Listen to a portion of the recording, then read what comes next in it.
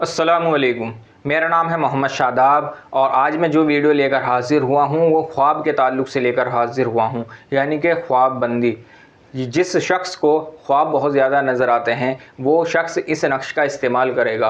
मिसाल के तौर पर अगर कोई शख्स सोता है तो उसको ख्वाब में वीराना नज़र आता है, या कोई शयातीन जिन्नात उसको परेशान करता है, या कब्रिस्तान उसको नज़र आता है, या शमशान उसको नज़र आता है, या इस तरह से लगता है कि वो किसी ऊंची पहाड़ी पर खड़ा है और वहाँ से अचानक से गिर जाता है, या और बहुत सारी चीज़ें हैं। ऐसा लगता है कि अचानक से सोते हुए बहुत ज़्यादा डर लगना, या अचानक से आँख खुलना, चौंक जाना।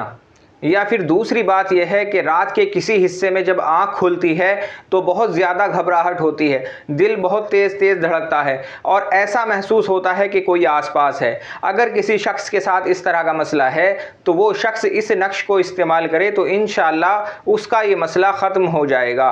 और एक दूसरी बात यह है कि जिस शख्स को ख्वाब बहुत ज़्यादा नज़र आते हैं वो ज़रूर इस नक्श को इस्तेमाल करे तो इंशाअल्लाह मुकम्मल तौर पर उसको शिफा मिल जाएगी। अब बात करता हूँ ख्वाब के ताल्लुक़ से। एक वो बंदा है जिसके ऊपर सहर या जादू है, उसको ख्वाब नज़र आते हैं तो वो किस तरह से अपना इलाज करेगा। और एक नॉर्मल बंदा है, ना तो उसके ऊपर कोई सहर है, ना कोई जादू है, ना कोई खबीस जिन्नात है, लेकिन फिर भी उसको ख्वाब बहुत ज़्यादा नज़र आते हैं। अगर दिन में सो जाता है तो दिन में भी कुछ ना कुछ उसको ख्वाब में नज़र आने लगता है। अगर इस तरह का किसी के साथ कोई मसला है जिसके ऊपर ना तो शैतान जिन्नात हैं और ना ही कोई सहर है, नॉर्मली ही उसको ख्वाब बहुत ज़्यादा नज़र आते हैं, तो वो शख्स इस नक्श को बनाकर अपने गले में पहन ले तो इंशाअल्लाह उसका ये मसला ख़त्म हो जाएगा। उसको इसके अलावा कुछ नहीं करना।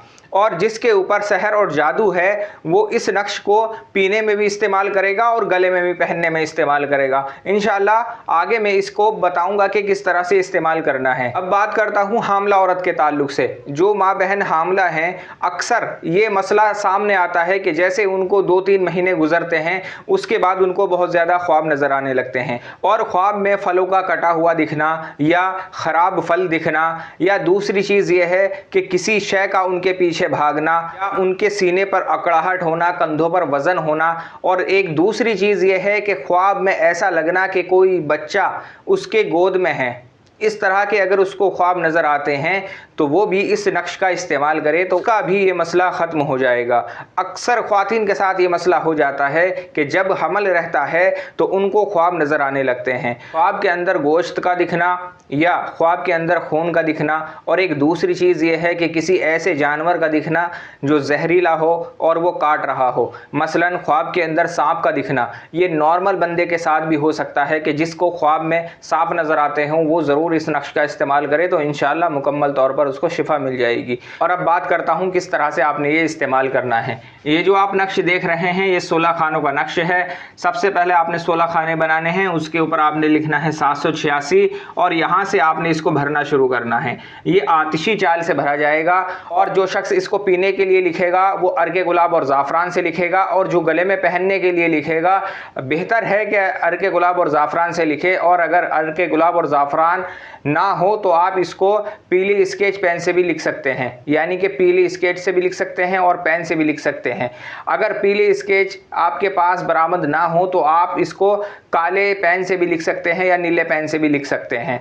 अब इसकी जो चाल है वो यहाँ से है 189, 190, 191, 192, 193, 194, 195, 196, 197, 198, 199, 200, 201, 202, 203, 204। इस तरह से आपने ये पूरे 16 खाने भरने हैं।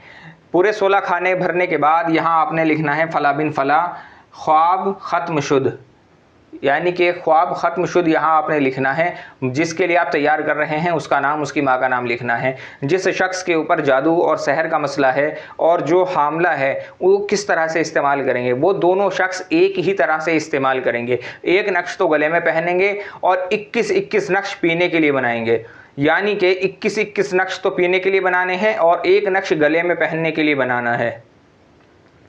और जब आप ये नक्श बनाएंगे तो आपका रुख मशरिक की तरफ होना चाहिए, यानी कि जिधर से सूरज निकलता है उधर की तरफ आपका रुख होना चाहिए। और किसी भी अच्छी साथ में आप इसको बना सकते हैं, शम्स की साथ में आप इसको बना सकते हैं, मुश्तरी की साथ में आप इसको बना सकते हैं, ज़ोहरा की साथ में आप इसको बना सकते हैं।